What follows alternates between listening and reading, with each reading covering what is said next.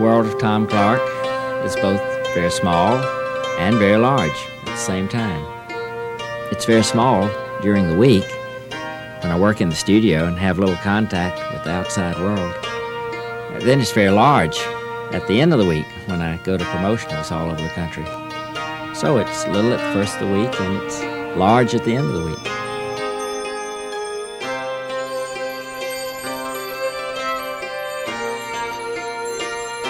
I went to one of my very first promotionals, and there were a lot of people standing outside the store before I got there. And I thought, I wonder if there's been a fire. And I got up to the people and said, what's happening? And they said, we're waiting for Tom Clark. And I couldn't believe it.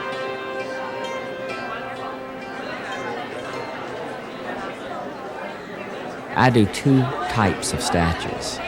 Miniature people, like a statue of you, would be small, or life-size wood spirit.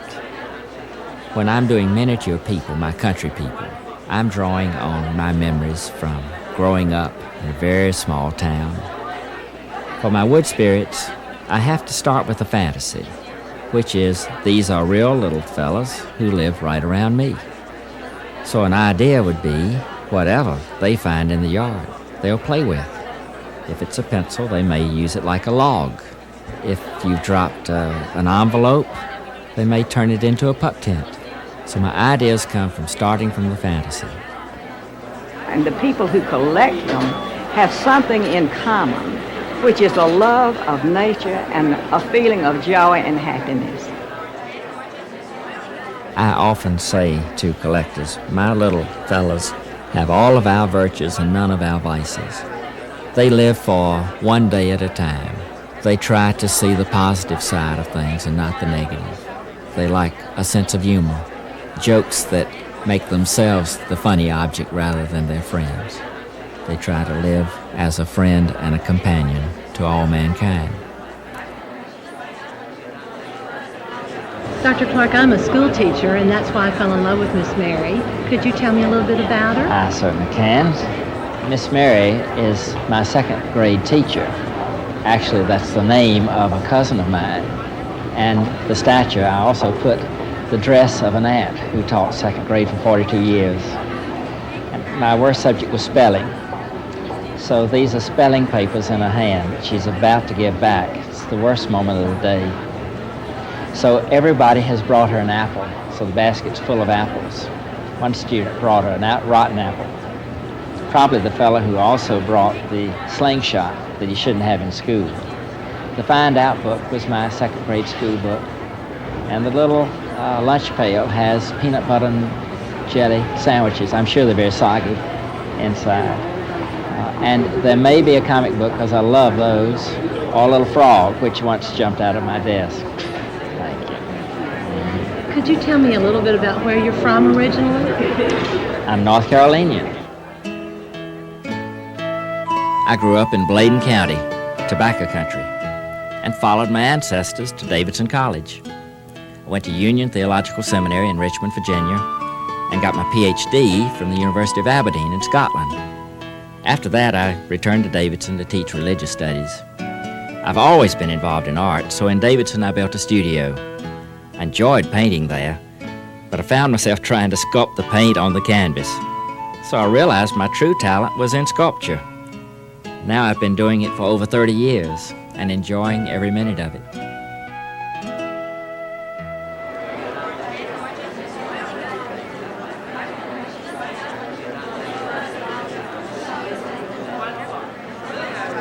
Dr. Clark, could you autograph my note? Be glad to. I just love candy. She does too.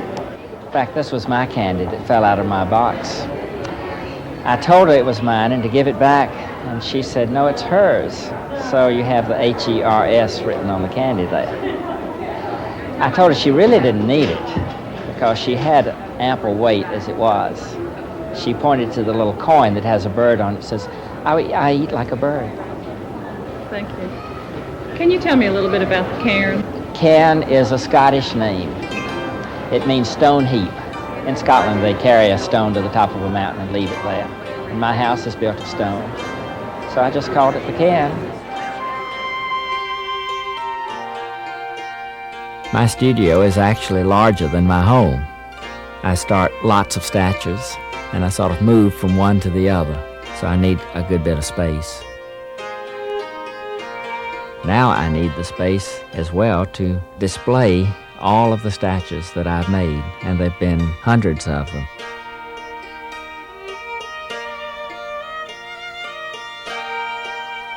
I have a large yard, it's 5 acres, and it's always changing. So every day I like to go around and see what have I missed from the day before, what has come up, what needs straightening up. As a child, I hated having to go in the yard and pick up sticks. As an adult, I love it. It gives me something to do and be in touch with nature. I'm one of those odd ducks that his favorite pastime is his work. When I'm sculpting, that's the most relaxing thing I do. Picasso says, art is a lie that tells the truth. I look at it entirely differently, though. I'm trying to say people are what matter to me. And it's not the way they look so much as the way they are.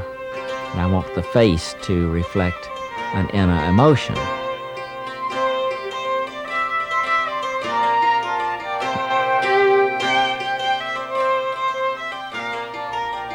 This is my friend the turtle, named Night Train. He's the minibus for my little fellows. 7 of them are riding him to a picnic. In fact, they're the 7 Up. And the names are Shasta and Tab and Sprite and RC and Doc, etc. They each carry a coin so they can pay for the ride. Train token, a subway token. Except for Pib, he has a parking token in case the turtle stops. He's looking toward the water right now. Only 2 can swim, so there are 5 lifesavers in the picnic basket.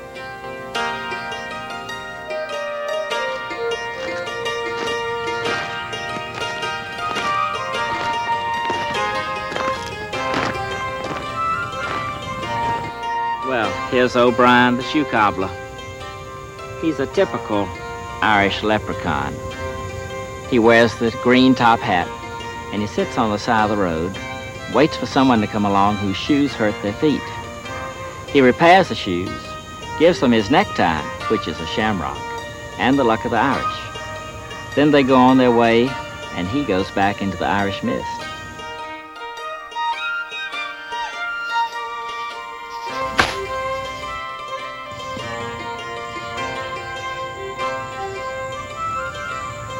My little fellows don't play golf, but they live in the rough where a lot of golf balls wind up.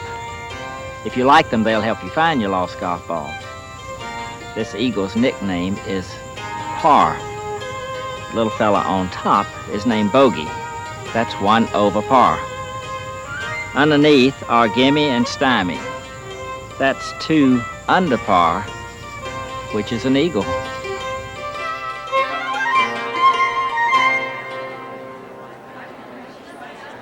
My stories evolve. I don't start with a story and do a statue to match it. I do the statue, and the story comes out of it.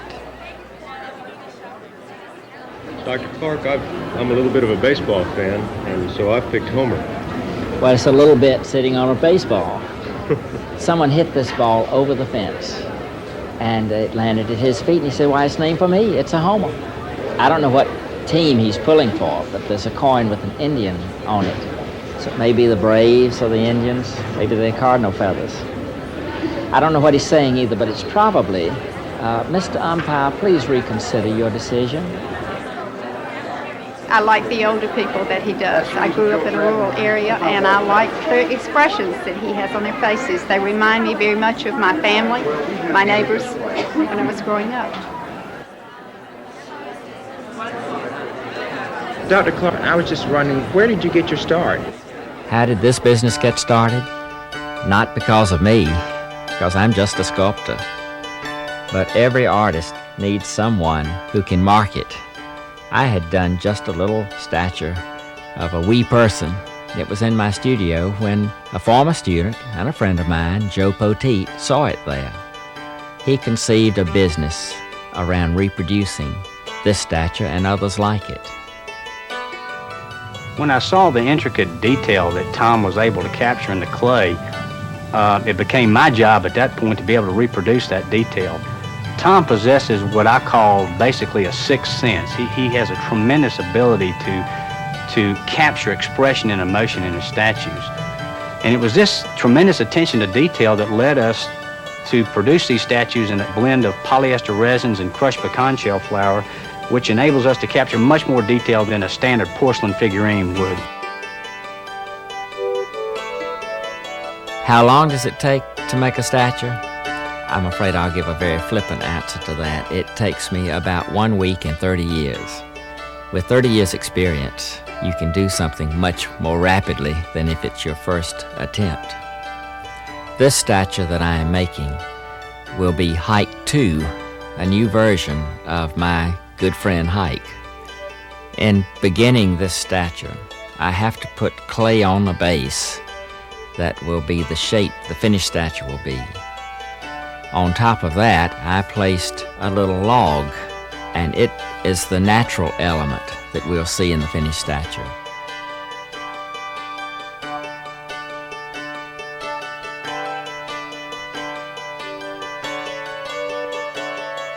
I make leaves from leaves that are in the woods nearby.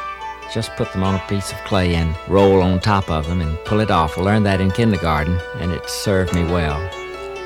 I drilled a little hole in the top of the log and put some toothpicks in it, and this will hold up the clay as I begin to build up. I start from the lower portion of the body, in this particular case of Hike 2, with his legs and his shoes, and I do it in colored clay just to help me visualize how to paint it later on.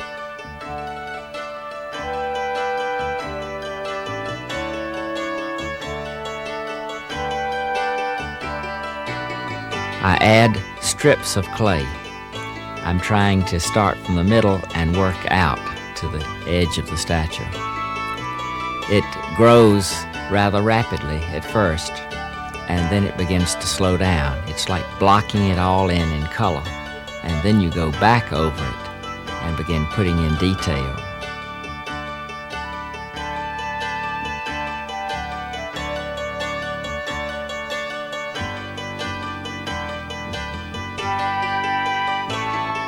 What I most enjoy about a statue is doing the face. That's like eating the icing on a cake. I can hardly wait to get there. So I work on that, and I'm totally at home. I use a toothpick. I don't know if it's the best tool to use. It's the one I'm most comfortable with.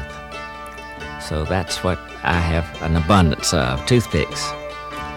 I have a few dental tools and an X-Acto knife, but I keep coming back to my old friend, the toothpick.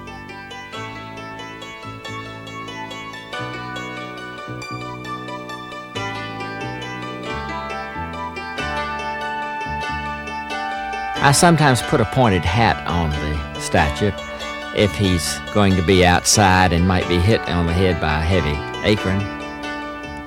Sometimes I will use leaves, such as the one that Hike 2 is wearing here.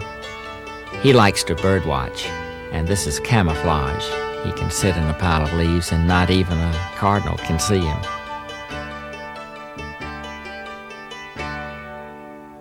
I deliver my statue, this one being Hike 2, very carefully to the mold room. Immediately, a metal sleeve is placed over it. It is secured, and then silicone rubber is mixed and poured into the sleeve. It takes around 24 hours for this liquid blue to turn into solid blue. When it does, the next day, they can take the sleeve off, and we have a solid hunk of rubber with the statue inside. Then the work begins of cleaning out the mold. There goes my original statue. We will have to pour the statue to get the first reproduction. So it's sort of exciting. We have a mix, and it's poured into the mold. It will take around 40 minutes for this compound to set up. Then, with great delicacy, the doctor, in this case the lady pouring the statue, delivers the statue. As soon as it hits the air, it begins to get very hard and very cold. But while it's in this stage, we can brush off any residue and clean up what seam there might be.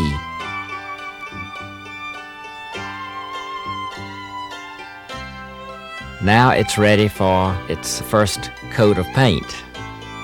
It goes to our head painter, who will test paint 1 or 2 reproductions. Then she and I will discuss what color patterns should be used. We might even vary the shade of several leaves on the same statue, and that's what we're talking about. From here, the paint will begin to set in, and the staining process comes into play.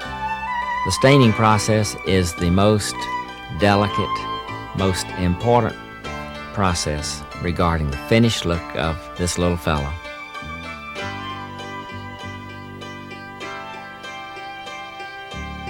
Finally, the felt is gone on the base, and he's ready for packaging and being sent into the world. The next time I see him will be when someone hands him to me in a store, and I'll say, "Well, hello there. I remember you being born." My family is just in love with all of Tom Clark's characters, especially the nativity set. And this is something that we hope to collect yearly and pass it down to our children and let it be an heirloom for years and years to come.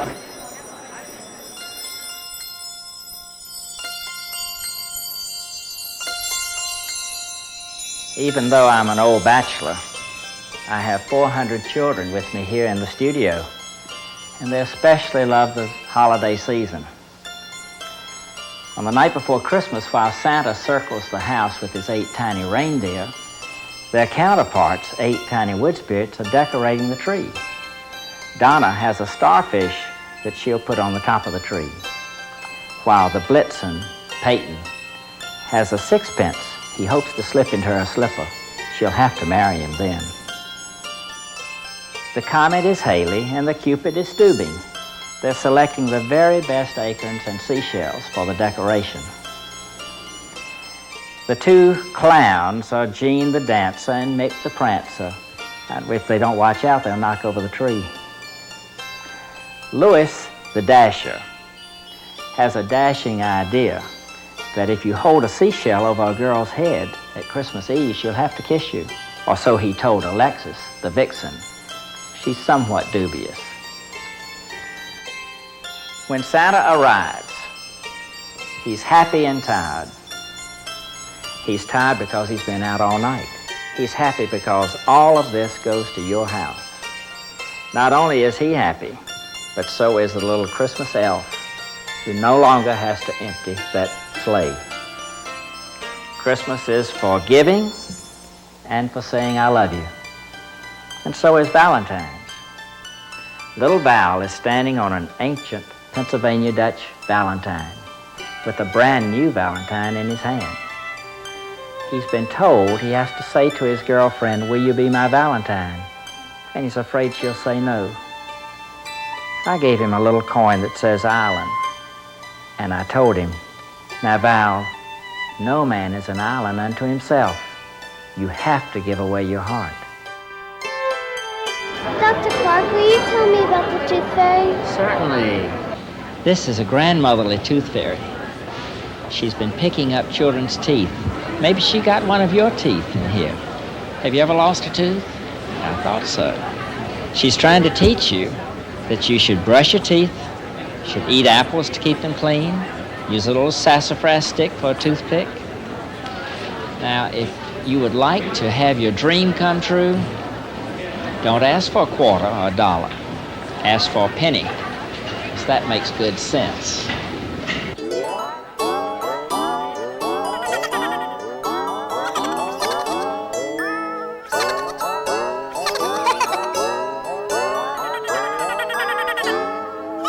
Tom, I have to tell you how excited I am to find this.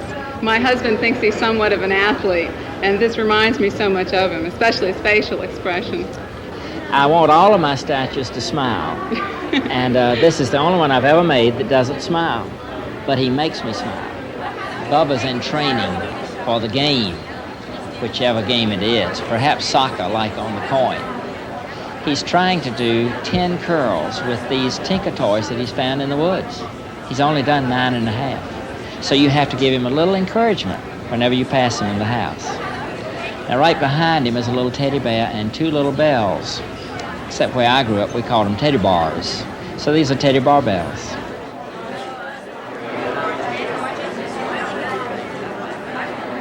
Dr. Clark, you have created thousands of these wonderful creatures. How do you go about getting your inspiration for the next one? Well, I get ideas from people like yourself, from promotionals like this, but I need a chance to develop them, so I go to the mountains. The mountains have always been healing, uplifting for me. I grew up in the flatlands, and now a dream come true. I have a house on the top of a mountain.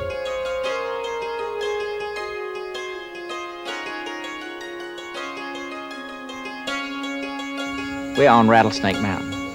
That's the Blue Ridge Parkway down below. When they built that parkway over 50 years ago, they say they killed a lot of rattlesnakes around here. That's why they named this mountain Rattlesnake, but I call the top of it Cairn Ridge. When I'm in the mountains, I find myself imitating my own little people, like Ernest here. He's named Ernest because the Ernest Worker was a Sunday school pamphlet I grew up with. He's chopped his wood with the little axe from France that's on his lucky coin. On the other side is a little nut that shows a face, but only for those who believe in little people.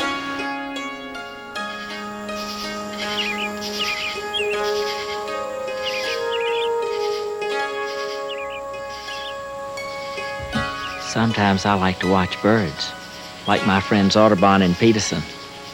Audubon has made his own binoculars with a pair of acorns, while Peterson is practicing his best bird call. It's better than he thinks. He's already attracted a Carolina chickadee.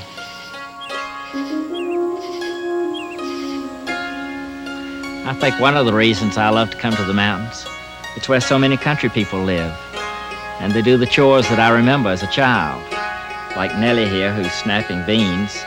My mother always said it was stringing beans, and she would give me a little bowl, and I had to sit beside her and had my own chore to do. On Sundays, of course, there were no chores of this sort. So the ladies and the husbands and children like myself would all meet at the country church, somewhat like this one, where I found the tombstone that said Enoch.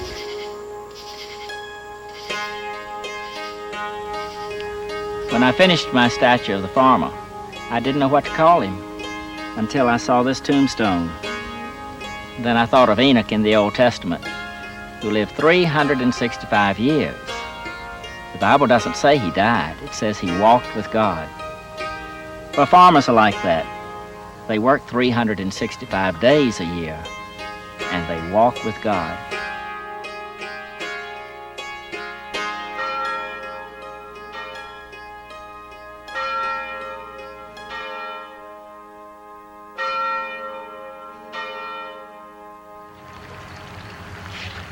I start with the belief that the universe is basically friendly.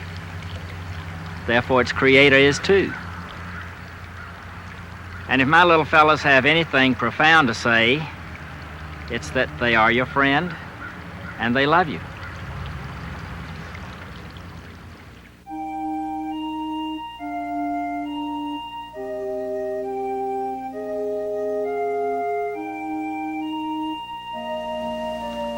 This is Pastor Patterson. When I finished divinity school, I went to work for a minister whose face and name I've placed on this statue. I was his assistant in charge of a little country church where they couldn't afford a ministerial gown, so I wore a choir robe. There were always hymn books at my feet. On this pulpit are symbols from the early church, Jesus as the Good Shepherd. On the front are the 4 gospel writers, Matthew, Mark, Luke, and John, and a cross of St. Martin's from the island of Iona in Scotland. On this side, it's what he's preaching, Christ, of course, and the Trinity, but the seashell that stands for James contains the sermon that was directed at me, for I was soon to leave and become a college professor. The 3rd chapter in the 1st verse says, "Let not many of you become teachers, for you shall be judged with greater strictness.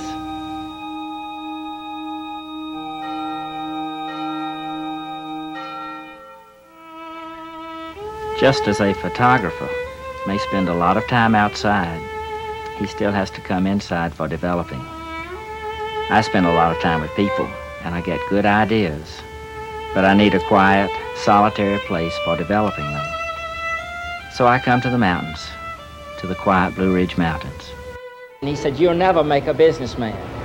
So it would thrill him to see that people have actually come here to buy from me. Another reason I like being here, I travel all over the country now. In fact, tomorrow I'll be in New York. But they don't understand me up there. They understand me here with the Southern accent. I have several strikes against me, but two especially. I can't spell worth anything, and I can't change this Southern accent.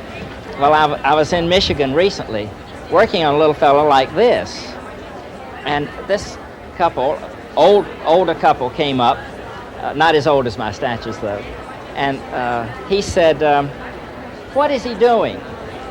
I can't hear like that. And she said, "I don't know what he's doing."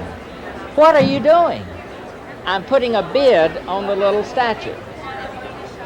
She said to him, "He's putting a bib on the little statue." I said, "No, a beard. A bib, right. A beard, B-R-E-A-D. He's putting bread on the little statue." One thing I find when people come up to me at promotions, the look on their face tells me that I've met them before. And I will often say, "Now, where did we last see each other?" And they'll say, "Well, we've never seen each other before." And I've been coming to realize that they feel a kinship with me, and I with them. We share some things, like a love of nature and a love of people. I get letters from them, which has been fun for me every day when the mail comes. These little people that I have made have become parts of other people's lives. I love hearing about that. Dear Dr. Clark, after admiring your work in the homes of friends and relatives, I have begun collecting it myself. Today I went to a local shop and arranged to take Nellie home with me. Dear Dr. Clark, I am 10 years old and I collect your gnomes and wood spirits. Dear Dr. Clark, I just wanted to write this note to let you know how much pleasure Hike has brought me. His beautiful face, sparkling eyes, and big smile just make me smile every time I look at him. He is much loved. Dear Dr. Clark, as a new collector, I want to tell you how much I enjoy your artwork. I was first attracted to gnomes because of their unique appearance and the way they interact with objects from our daily lives.